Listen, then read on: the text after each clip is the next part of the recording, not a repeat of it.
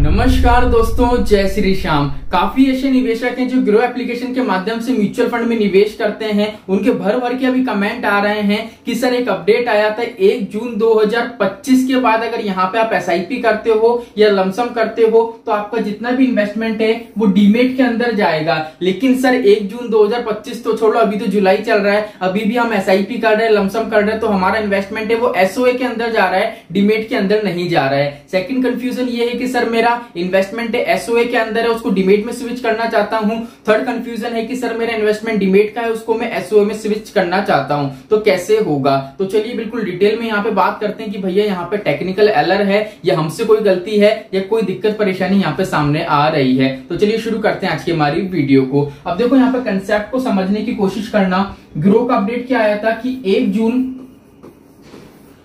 2025, ठीक है, इस डेट के बाद अगर यहाँ पे आप एसआईपी करते हो या लमसम करते हो तो आपका इन्वेस्टमेंट किस में जाएगा, आपके जो यूनिट होल्ड होंगे वो किस में होंगे, डीमेट के अंदर होंगे। लेकिन अभी भी कुछ ऐसे निवेशक है जिनके यूनिट्स है वो डीमेट में होल्ड ना होके एसओए के अंदर हो रहे हैं। ऐसा क्यों हो रहा है पहले इसको समझो। जब ये अपडेट आया था तो वहां पे एक पॉइंट भी लिखा हुआ था, आई थिंक आपने वो इग्नोर करा है। अब मान लेते हैं कोई भी एक फंड है, जैसे for example HDFC mid cap, ठीक है। अब मान लेते ये फंड ऐसा है, इसमें मैंने इन्वेस्टमेंट करा था सन 2013 में, मान के चलते हैं हम सिर्फ एग्जांपल के तौर पे, ठीक है। 2013 में मैंने इन्वेस्टमेंट करा और 2022 को क्या हुआ, मेरा गोल कंप्लीट हो गया। फिर मैंने मेरी एसआईपी को कैंसिल कर दी और यहां से मेरा जितना भी पैसा था रिडीम कर दिया, मेरा टोटल इन्वेस्टमेंट था मैंने यहाँ पे खत्म कर दिया, ठीक है। अब क्या हो रहा है, अब मान लीजिए मुझे लग रहा है फ्यूचर में मुझे वापस से इन्वेस्टमेंट करना है और इसी फंड के अंदर करना है। अगर इन्वेस्टमेंट मैंने 1 जून 2025 के बाद, जैसा भी जुलाई चल रहा है, जुलाई 2025 में भी अगर मैं इन्वेस्ट करूंगा इस वाले फंड में, तो वहां पे क्या होगा, मेरा जो इन्वेस्टमेंट है वो डीमेट के अंदर नहीं जाएगा, एसओए के अंदर जाएगा। एसओए के अंदर क्यों जाएगा, बिकॉज यहाँ पे क्या है, इस एएमसी के साथ और इस पर्टिकुलर फंड के साथ मेरा ऑलरेडी पहले इन्वेस्टमेंट था, चाहे अब मैंने खत्म कर दिया है, लेकिन यहाँ पे मेरा पहले पास्ट में एक फोलियो नंबर जनरेट हुआ था। इस वजह से यहाँ पे क्या होगा, मेरा जो नया इन्वेस्टमेंट होगा जो 1 जून 2025 के बाद होगा वो भी क्या होगा, डीमेट में ना जाके सीधे सीधे हमारा एसओए के अंदर जाएगा।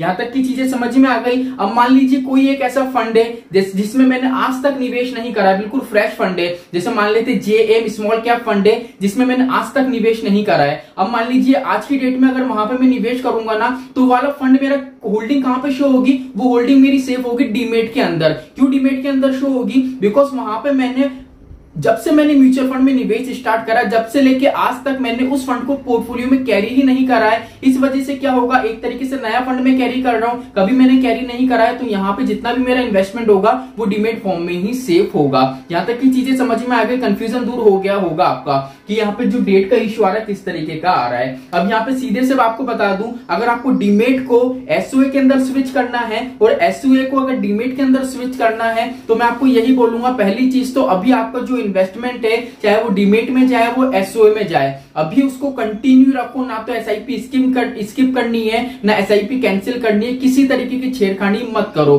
क्यों नहीं करनी है, क्योंकि अभी जो प्रोसेस है स्विच करने का वो ऑफलाइन है। ऑफलाइन आप कर सकते हो लेकिन एएमसी के जाके आपको चक्कर काटने पड़ेंगे। इससे बेटर यही है, थोड़े टाइम में अपडेट आ जाएगा, जैसे ही अपडेट आएगा मैं एक डेडिकेट वीडियो बनाऊंगा, उसमें कंप्लीट आपको स्विच करके बताऊंगा डीमेट वाले एसओए में कैसे जा सकते हैं, एसओए वाले डीमेट में कैसे जा सकते हैं। ये इकलौता वीडियो है जिससे सारा कंफ्यूजन आपका दूर हो जाएगा। बाकी अगर आपको जानना है एसओए क्या होता है, डीमेट क्या होता है, दोनों में से कौन बेटर होते हैं, तो एक प्लेलिस्ट बनी हुई है, उस प्लेलिस्ट की मैं लिस्ट में डिस्क्रिप्शन में दे दूंगा और यहाँ पे भी आपको शो हो रहा होगा, उस पर क्लिक करके कंप्लीट वीडियो आप वॉच कर सकते हैं। तो चलिए आज के लिए इतना ही, मिलते हैं हमारी नेक्स्ट वीडियो में। जय श्री श्याम दोस्तों, जय श्री राधे।